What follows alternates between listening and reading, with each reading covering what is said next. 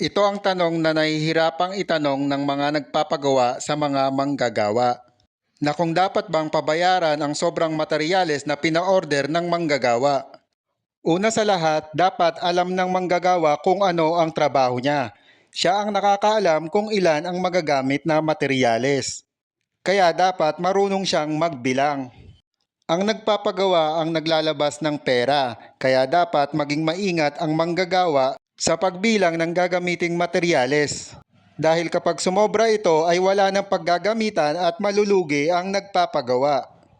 Pwede niyong pabayaran ang mga sumobrang materyales na pina-order ng manggagawa. Ngunit hindi kasama dyan ang ilang materyales na may hirap bilangin gaya ng buhangin at ng graba. Madalas kasi isa itong modus ng lokong manggagawa ng pandaraya. Dahil una pa lang may plano na siyang iuwi ang mga sumobrang materyales o kaya naman pagkatapos ng